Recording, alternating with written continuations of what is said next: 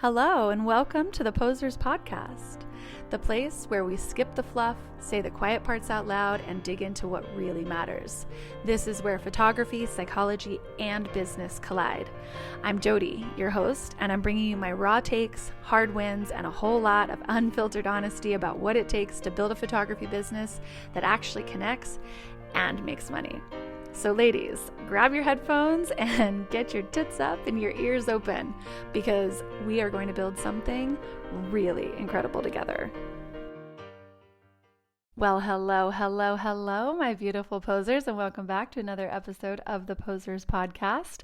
I am still in New Jersey. Even though this is going to get... you know what? I have no idea when this episode publishes because I send it to the podcast team and they handle all of that for me. And I lose track of how many weeks ahead or how many weeks behind or when and where this podcast schedule is taking us. But I do know that this is the second episode that I have recorded here and that they will come out trickling at a week's pace. So it will seem as though I have been in New Jersey for basically a month straight, but I haven't. I've been here for 4 days. I'm just recording a lot while I'm here because I am fully taking advantage of the fact that I do not have the studio. I do not have my business to really run. I do not have dishes and laundry and children and a husband.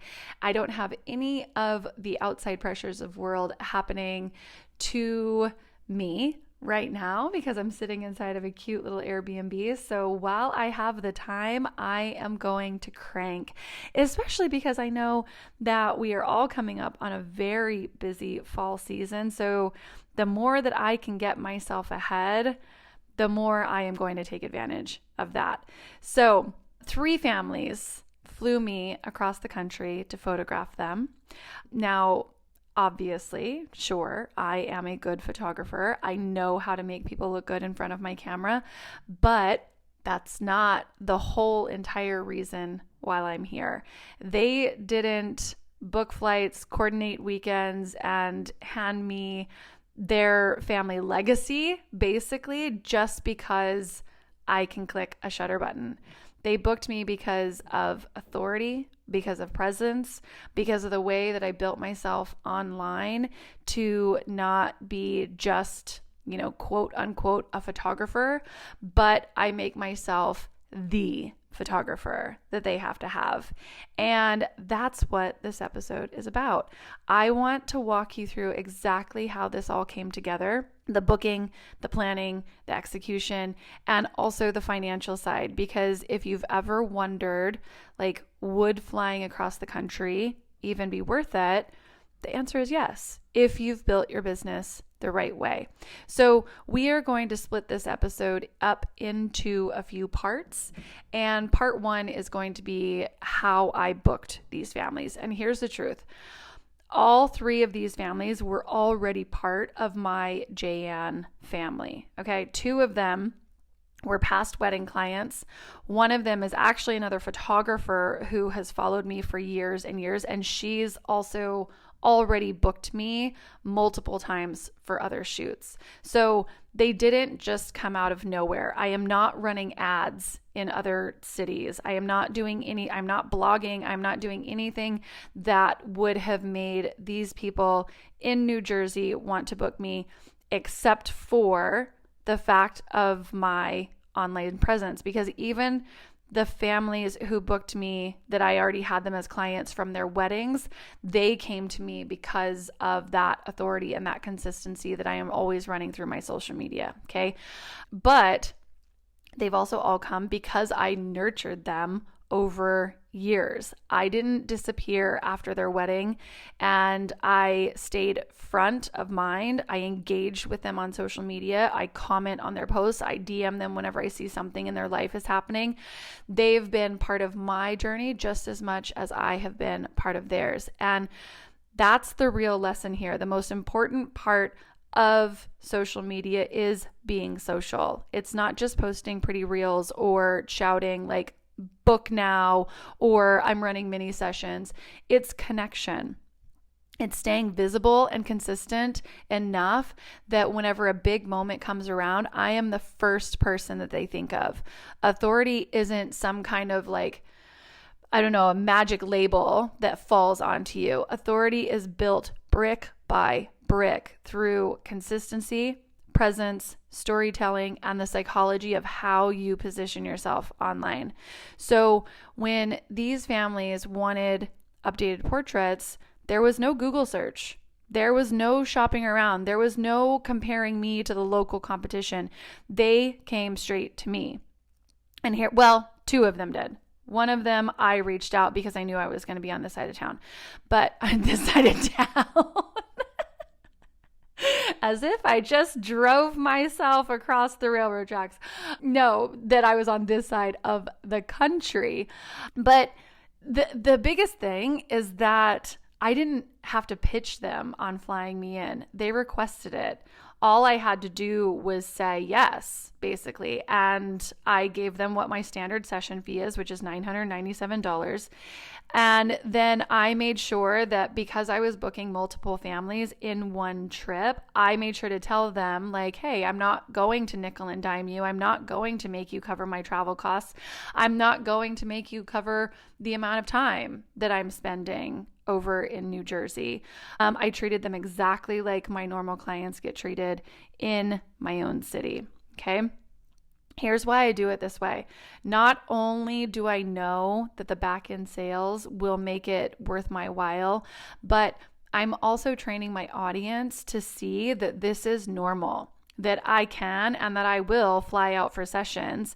And that's an option that is like on the table for them. And that's how you can start to build demand in places that you obviously don't even live. Okay. Let's talk about part 2. Planning in an unfamiliar city, because this can cause a lot of, nerves and feeling uncomfortable and things like that. So let's talk about the part that nobody really sees behind the scenes and all of the planning that has to be done in order to be shooting somewhere that you are not familiar. So shooting in a new city isn't just like hop off the plane and show up with your camera. It takes a lot of strategy. And here's what it looks like on my side. So whenever I know that I am shooting in any sort of city or any sort of country outside of where I live, this is exactly how I used to do things whenever I would shoot in other countries for weddings and things like that. But so it's the same process, just with shorter flight times.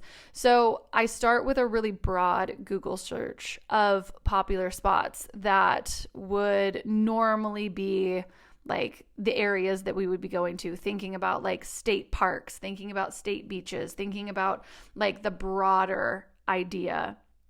And then I dive into like Google Images and I see like, okay, like, can I see something in these Google Images that really like piques my interest? And when I find those sort of places, then I'll go even more dialed in, and I'm going to go to Pinterest and I'm going to go to Instagram. And whenever I'm putting in these searches into Instagram specifically, it's going to start giving me photographers who have also shot in those same exact places. So if I can find photographers who've shot there before, then I will reach out and I will DM them and see whether or not they will answer my questions. And not everyone shares, and that's fine. I know that I can always figure it out for myself if I need to, but having a good amount of reach through my audience and being able to just slide into a DM and saying like, hey, could you help me shoot, or could you help me plan with this? Like, I'm going to be shooting there, blah, blah, blah, blah, blah. And seeing whether or not they will give up some of their goods.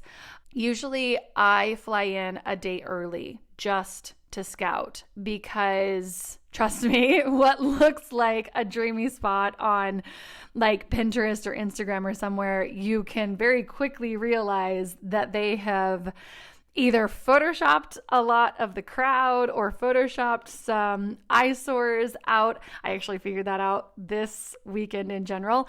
So sometimes you'll get to a location and realize it's like really crowded, or there's some sort of an eyesore that either wasn't there whenever you were looking at images, or it's there now, or they've photoshopped it out or something like that. So scouting is really, really, really important, and flying in that extra day early always proves to be beneficial, because when you figure out that you need to pivot, if you need to pivot, you have to do it hard and you have to do it fast, and you have to figure out another option that's still in the same aesthetic plane, I guess, for a better word to say. It's still like aesthetically pleasing in the same way that you have planned with your client. So if my client knows that we were going to shoot on the beach, I can't show up, scout the beach, and then realize, oh no, we can't use this spot, so now we're going to go into the woods and shoot with trees and foliage, because they're not only the timing of the shoot has been planned for the beach, which hair and makeup has been planned around that timing, but also their wardrobe has been planned for the beach, which then wouldn't work inside of, you know, nearby woods and foliage or something like that, because then we haven't even planned what shoes they're wearing. And that's going to send my families into stress. And that's the last thing that I would ever want to do. So the pivot, if you have to go out and scout and realize that the scouting location isn't working, the pivot has to be hard and fast, and you have to figure it out. So you need that day. This time, I did not have that luxury. I did not have that day, because I had to do a shoot on the Thursday before I was leaving town in the studio, and that shoot had to happen. So then I wasn't able to get here the day earlier, which I normally like to do. So the way that it looked for me this weekend was that I flew in on Friday, and then my shoot wasn't until Saturday in the evening. Thank goodness. I would have never booked it for Saturday morning and not shown up on Thursday. I don't tend to love booking shoots during sunrise anyways. I tend to always book things during sunset. So I flew in on Friday, and I got to my actual like Airbnb Friday evening. And then I woke up early Saturday knowing that I had to be out and that I had to be scouting. I also had a style meeting that I had to do at 11:30 a.m. on Saturday. So I had to get up, leave early, scout, and then come back and have my meeting, and then go back out again to make sure that I had everything lined up. Was it stressful? Yes. But that's the reality sometimes. Like, you have to adapt. I luckily knew coming in what I already had planned and the cities that I was already going to be shooting in. So I knew I was going to be in Stone Harbor on Saturday. So I knew I was going directly there, and that I was only scouting that small area of a city. So that made it easier. And then I also knew that I'm over here on the Jersey Shore. We are shooting the beach, and there's not a lot of options for me to be choosing from. So it wasn't something where I was having to put together like a whole entire full day shoot, or that we were shooting multiple locations. But then, of course, I made things a little bit harder on myself, and we did end up shooting multiple locations, but it all ended up working out. Okay. So then I also had to wake up early on Sunday morning and make sure that I was scouting for my Sunday evening shoot. And now here we are on Monday, which I'm actually having to drive 2 hours into the other city. So I am kind of flying by the seat of my pants on this one, but I'm only doing that because I already know that we have a newborn involved on this photo shoot. So we are shooting in the client's home on their Jersey Shore house. And then we are also simply walking across the street, and we are using that beach. And we are not doing anything else. I have to make those two options work because there's a newborn involved, and we're not going to be loading up that baby and traveling anywhere. There's also a 2-year-old toddler. So we're not going anywhere. I am making that work absolutely no matter what. Okay. So once I have the location nailed down, I go back into my full like JN process mode. I send the clients a timeline once I have it figured out for scouting. They already know a broad timeline before I'm even leaving town. So before town, we have figured out their wardrobe. We have completely dialed that in with the stylist. They have hair and makeup already booked. They know the rough start time based on sunset.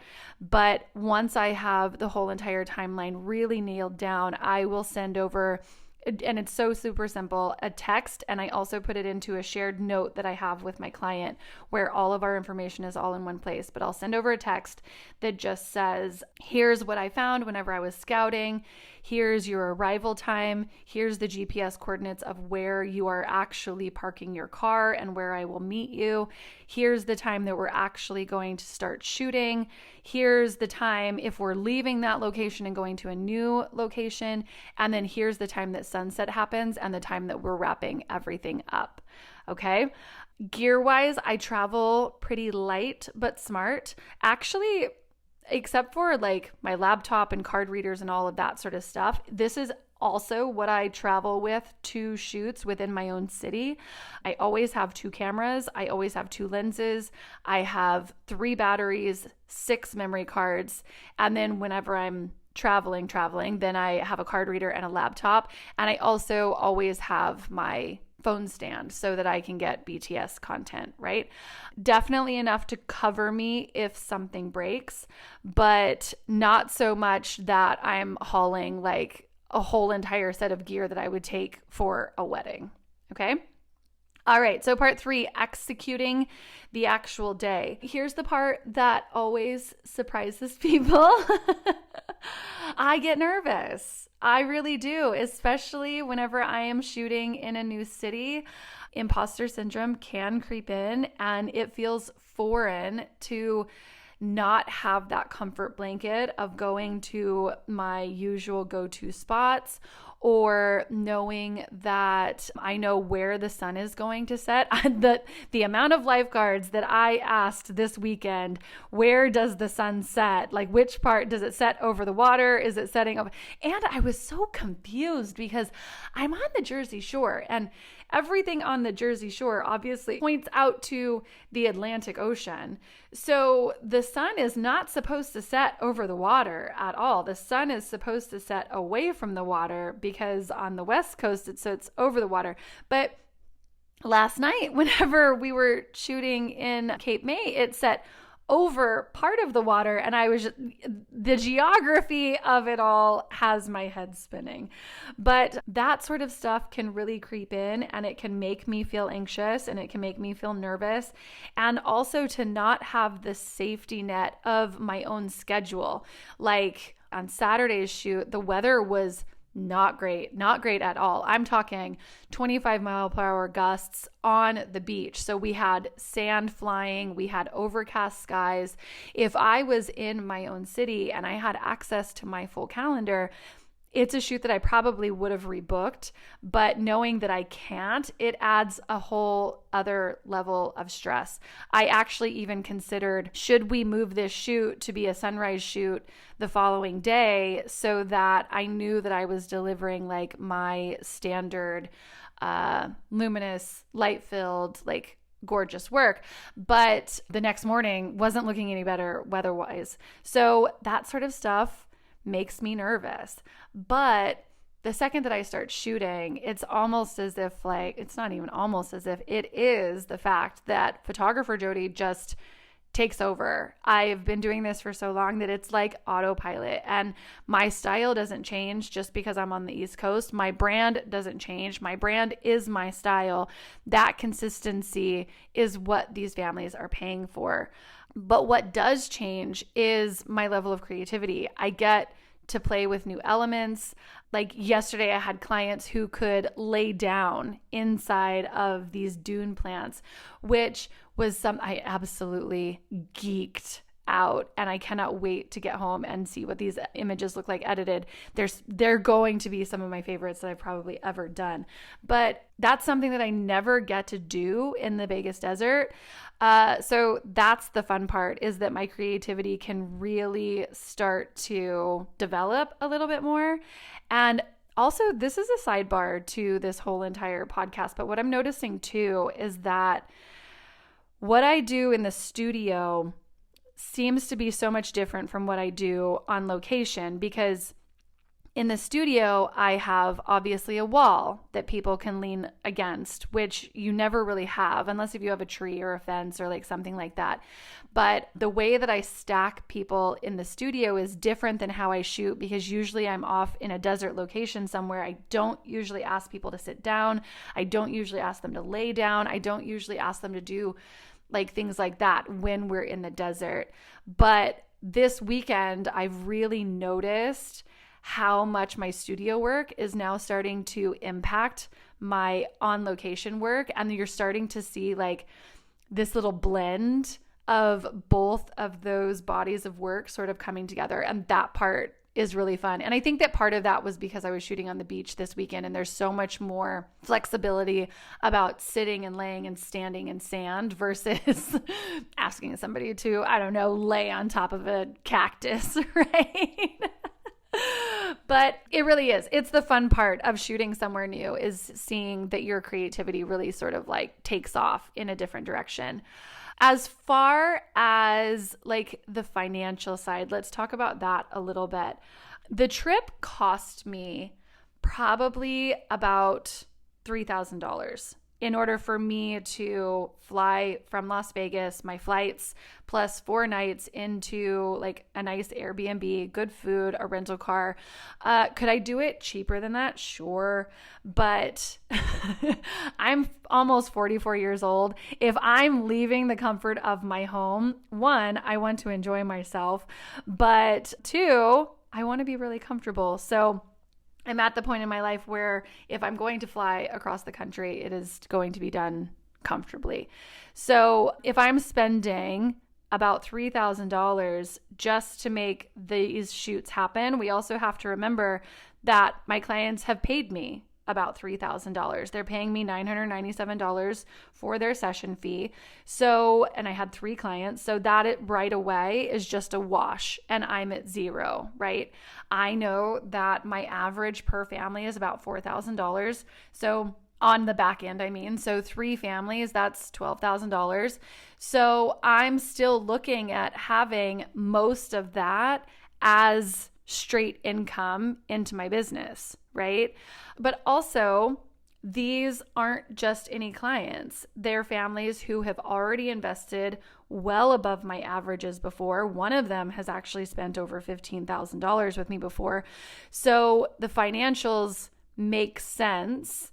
And even if something was to flop, like if a toddler was to melt down and I couldn't get them back, or like a bad hair day happens, or a bad weather day, like it did happen, like things like that do come up, but I trust myself to create enough magic that it won't tank like the whole entire experience. And that's really the difference in knowing that if you're white knuckling your business in order to succeed, then you're going to feel those kind of crunches. But if you're building a business that's based on authority and confidence and knowing that you can come in and that you can make magic for these families, then you don't really ever have to worry like, oh my God, what if this doesn't work out? But let's also not miss the bigger point here. It might not work out, right? Something might flop, something might tank. And sometimes you have to understand that that's the risk of owning a business, and that's the risk of entrepreneurship, and that's the risk that you're willing to take in order to do this job that you love, right? But there's a bigger point that's happening here too, is that when I'm showing that I am traveling like this, it's not something that I want to do all the time, but it is fun for me to pop off for a fun weekend like this, especially in a really cool place like Cape May, New Jersey, because this city, or this town, whatever you want to call it, it is straight out of a Hallmark movie. It is absolutely like perfect and idyllic and gorgeous, and I have enjoyed my time here just as much as I have enjoyed shooting families over here. But I'm training my audience to know that travel sessions are an option and that I'm available beyond Las Vegas or Henderson if they want me. And that proves to be really beneficial because it tends to be that if I'm booking somebody who's already willing to invest in me flying across the country, then I know they're also going to be willing to invest even more so on the back end. And I always lead with this with my clients too. Like if you're maybe wondering like, oh my God, is it like, do you worry about what kind of money they're spending, or do you worry about whether or not they're going to spend money on the back end, or whether or not they can afford for this whole entire experience for me to not only fly over there, but for them to also spend like $4,000 or $5,000, $6,000, $7,000 on the back end. And I always think about the fact that it is up to my clients to decide whether or not they can afford me. Their bank account is absolutely none of my business. That is not my problem. And it's not for me to manage their anxiety around, if there is even any anxiety around booking me. My only job is to lead. My only job is to create gorgeous images. My only job is to make sure that they enjoy the process and that they laugh and that they connect and that they relax. My job is to steer the ship so that there's never an awkward pause or any sort of moment during the shoot where they feel like, oh my God, this wasn't worth it. That's my only job. Okay. I am not worried at all, and never do I have any sort of conversations about the bigger financial picture for them. We talk about all of that during the proofing meeting. So here's what I want you to take away from this. If you're just starting out, first of all, if you're just starting out, do not worry about flying across the country, okay? Please. You probably do not have the wings yet. So focus on consistency, focus on showing up on social media every day, focus on your weekly newsletter, any long form content, your blog, and all of your funnel strategy. Build authority piece by piece, because at the end of the day, booking work like this is not luck. It is not about some kind of crazy secret strategy. I'm saying it right here. It is about consistency. It is about authority. It is about making sure that your email funnels are intact and running. It is about making sure that you're showing up weekly inside of newsletters. It is about making sure that you are showing that you are consistent and that you will create gorgeous work every single time that you show up. And that's it. There is no crazy secret sauce, all right? That in and of itself is everything that you need to do. In fact, it may even be a bit of a mistake for photographers to think that they need to go big before they've ever nailed the basics, okay? So authority is built locally first, and I don't want you to skip those steps just trying to get into places where you feel like, oh my God, I can travel here and I can travel there and I can like run this kind of business. You know what? Who am I? If you want to go big, if you want to travel big, if you want to run that kind of business, do it.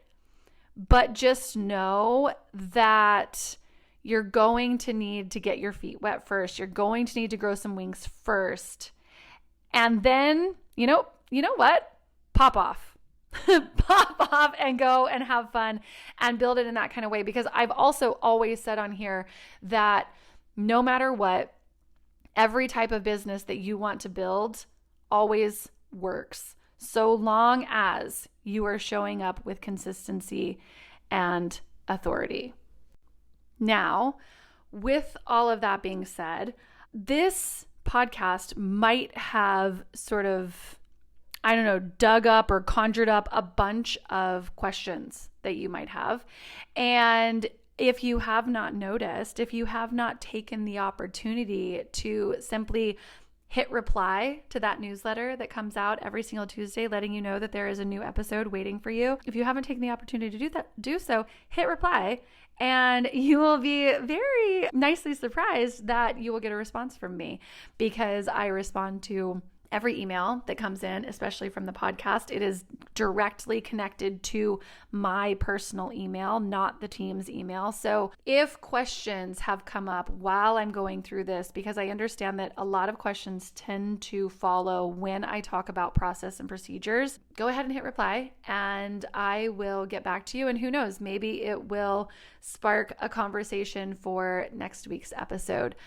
Until then, I actually have to get myself packed up because I have made a crazy decision that I should just simply drive back to Philadelphia after my shoot tonight, because that's where I'm flying out of. Otherwise, it would be a 2-hour drive today to go over to this new city to shoot, and then a 2-hour drive back, and then an 1.5-hour drive from my Airbnb back to Philadelphia at 4:30 in the morning. So I'm like, you know what? I am just going to eat the cost of this Airbnb for the night, and I am going to fly straight over to Philadelphia, grab a hotel by the airport, and I'm going to sleep an extra couple of hours instead of having to be on the road. And then tomorrow I'm going to fly back, and I'm going to see my babies and my husband, and we will be back to business as usual. So until then, bye for now, friends. Okay, so that is a wrap on this episode of the Posers Podcast. If you loved it, please subscribe, rate, and review, because honestly, algorithms are needier than all of our ex-boyfriends combined, and ladies, I need all the help I can get. If you've got thoughts, questions, love letters, even hate mail, please send them my way. I actually read every single one of them. So until next time, stay bold, stay messy, and don't let the bullshit win. Tits up, ears open, and go build something incredible. Bye for now, friends.